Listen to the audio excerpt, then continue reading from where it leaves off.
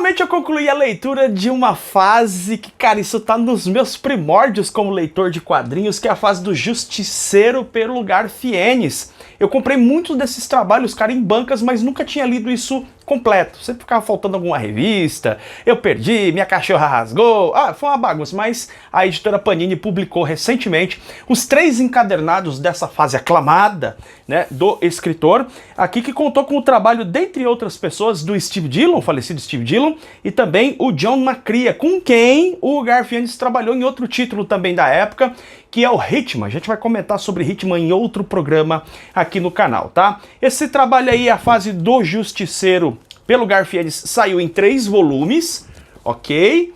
3 volumes aqui. Eu vou comentar com você aqui quais são as principais características dessas edições, né? Bom, você já entendeu que vale a pena. Claro que vale a pena. Vale a pena, mas eu vou te explicar por que vale a pena. Agora, antes da gente mostrar aqui detalhes desse trabalho, eu quero explicar para você uma diferença básica, simples, tá? Sem aprofundar demais, entre essa fase e a fase do Justiceiro da Marvel Deluxe, que muita gente tem essa confusão. Cara, é a mesma fase, essa fase aqui, ó. Essa fase também, que são 4 encadernados, a fase aqui do Justiceiro, que tem Justiceiro no princípio, né? Aí você tem aqui o Mãe Rússia, esses encadernados, é bem difícil de achar hoje em dia.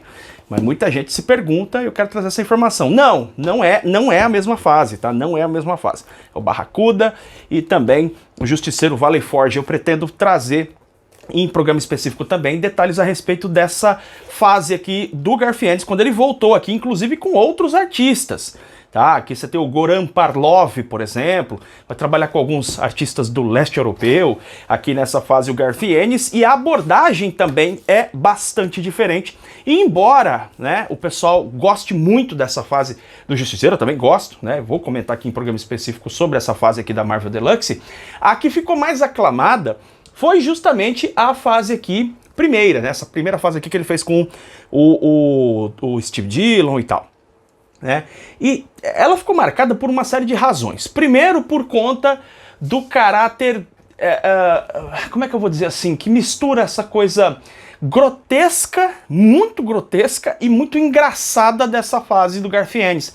Até a arte do Steve Dillon, a arte menos trabalhada, uma arte com uma coloração enjoativa, traços que parece estar todo mundo o tempo todo enfesado, né? Isso é uma característica do trabalho do Steve Dillon, ele faz a mesma coisa em Preacher. Ele fez em tudo que os quadrinhos que eu for citando aqui que estiverem disponíveis, eu vou sempre deixar na descrição do vídeo aqui para você adquirir, tá? Preacher volume 1, tem o trabalho do Steve Dillon, a série toda do Preacher, na verdade, e ele sempre, ele tem essa característica, né? Ele faz uma expressão assim de nojo, parece que tá todo mundo sempre com algum tipo de constipação. Ele faz isso com o Justiceiro. O Justiceiro tá com a cara nojenta, assim, fezada, né? E o Garfienes, ele conseguiu imprimir um nível de zoeira muito grande, porque tem um detalhe importante sobre o Garfienes, não pode esquecer disso. O Garfienes não gosta de super-heróis, ele odeia super-heróis. E por não gostar, ele é um irlandês mal-humorado, né? E que gosta de tirar sarro. O Garfienes é provavelmente...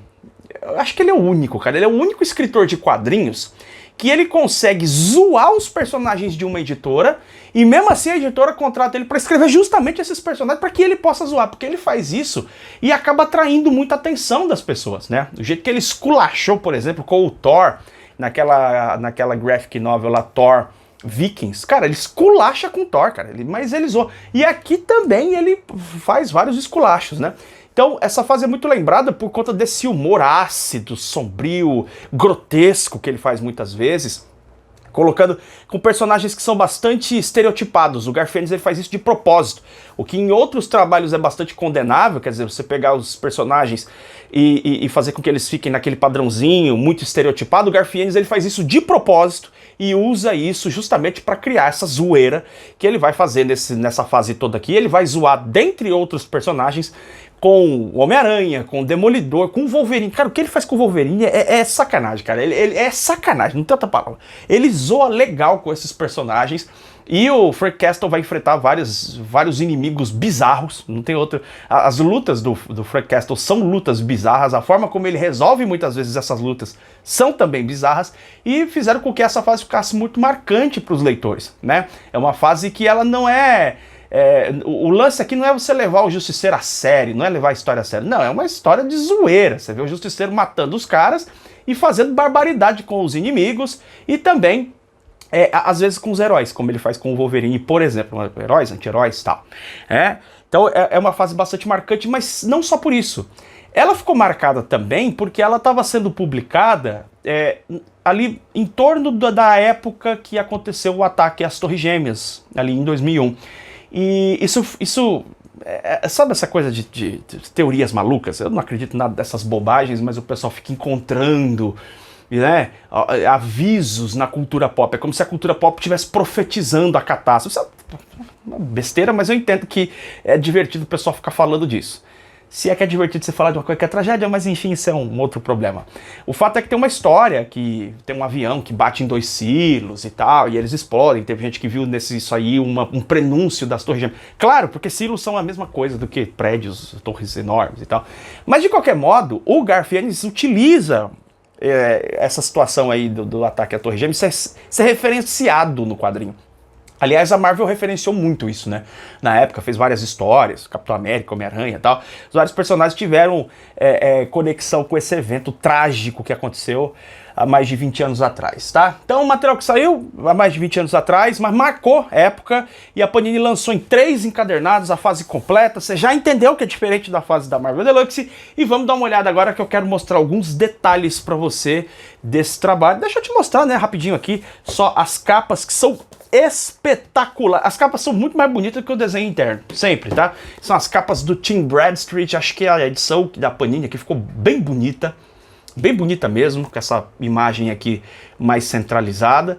A Panini tem lançado vários trabalhos do Justiceiro, eu vou voltar aqui em breve para falar do Justiceiro do Jim Lee, tem outros trabalhos saindo, vai sair Justiceiro acho que é do Mike Baron também, vai estar saindo coisa aí do Justiceiro, cara. Tem muito material do Justiceiro sendo resgatado aí pela Panini. Então, você vai ver muito programa de Justiceiro aqui em breve. Olha que capa sensacional, cara. Esse material aqui, muito disso saiu numa revista aqui, logo quando a Panini começou aqui no Brasil, chamada Paladinos Marvel. Parte dessas histórias saíram na Paladinos Marvel, que era o estilo paninão, grandão. Eu tenho até hoje. Eu tenho todas as edições da primeira temporada ali de Paladinos Marvel, acho que são 12 edições, eu tenho todas, porque as capas eram sensacionais e tal, e as histórias eram legais, era uma história um pouco diferente pra época. Vamos lá? Bom, galera, vamos dar uma olhada aqui na arte. Olha que legal a capa aqui, ó.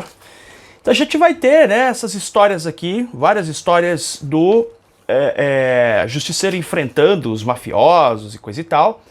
Porém, o Garth Ennis, ele vai trazer um conceito, vários conceitos aqui ao longo da história, que remetem às próprias questões do Garth Ennis, que é natural, né? As pessoas sempre acabam colocando a si mesmas na história.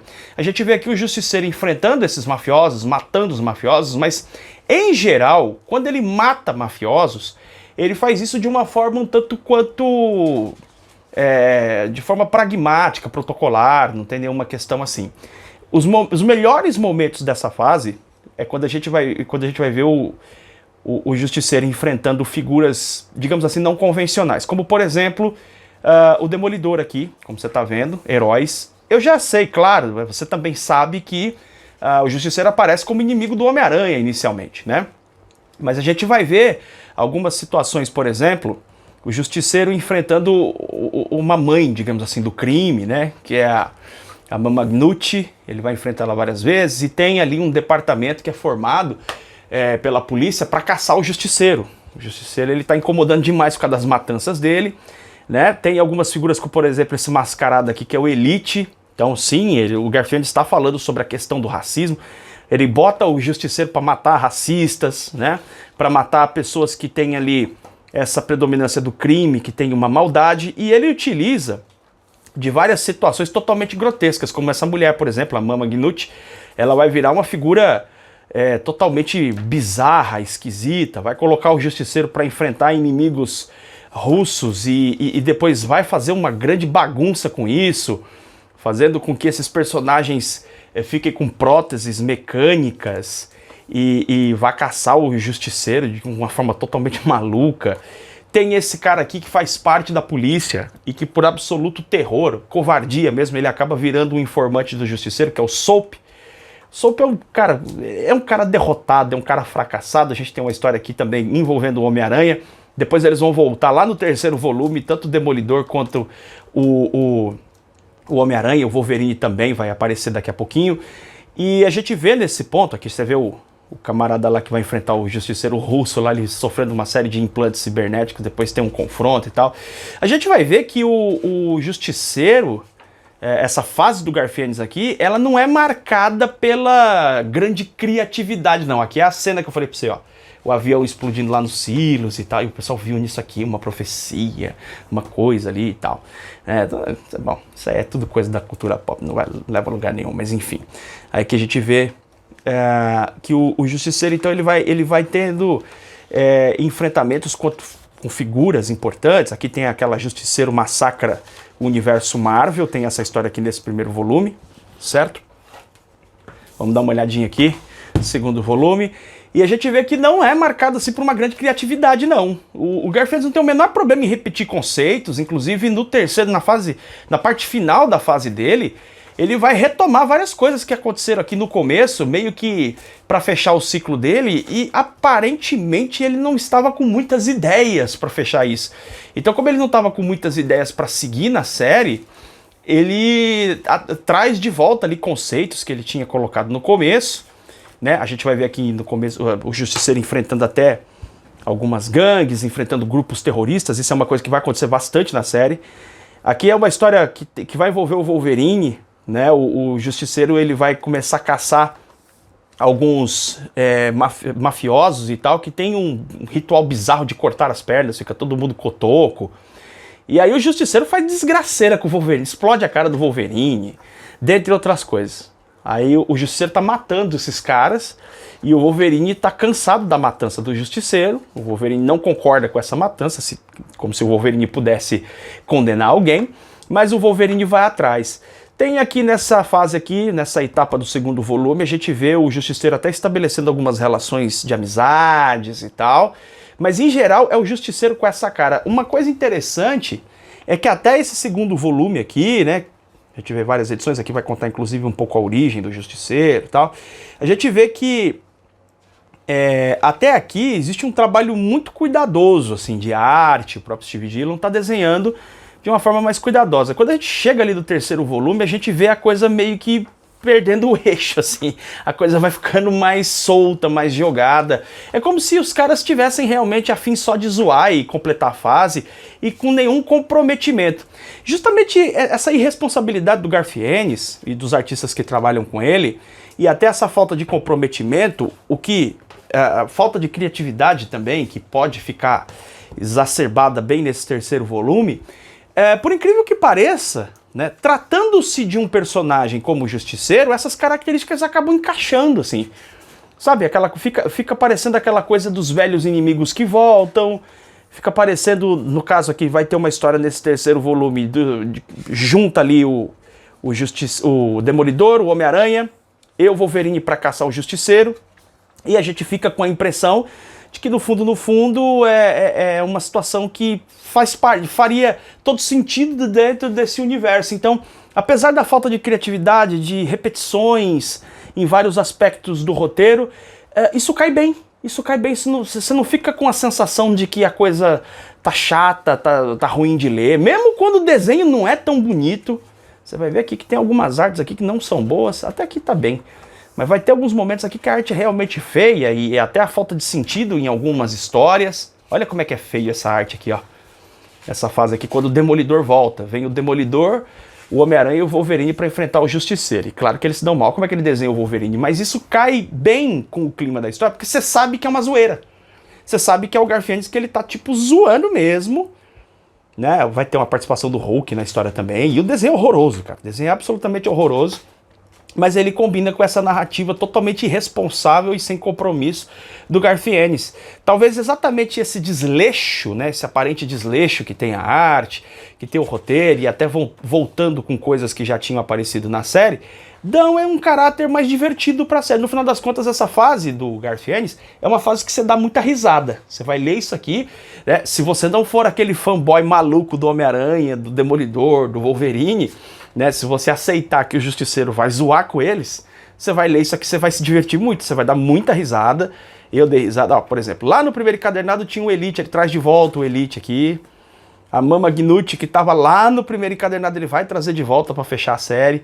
Né? Então ele realmente reutiliza esses conceitos, mas a série é muito divertida. Então assim, eu já gostava porque, pô, tá lá nos primórdios da minha experiência enquanto leitor de quadrinhos e ler agora nesses 3 encadernados, fase fechadinha, tudo bonitinho, padronizadinho e tal, até porque quando foi publicado aqui no Brasil pela primeira vez, esse material ele tinha...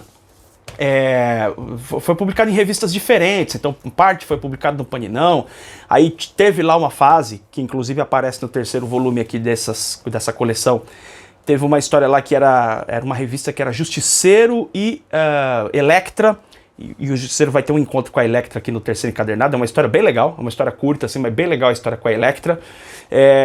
Então ficou publicado ali de uma forma muito, sabe, solta. Aqui não, aqui você vai ter os 3 encadernados bonitinhos, organizadinhos para você ler. Link tá na descrição para você adquirir. Recomendo, você tá a fim de ler um negócio esculachado, sem compromisso, para dar risada, especialmente dar risada da cara de super-heróis, esse material aqui pode ter certeza que vai cair muito bem no seu gosto. Fechou?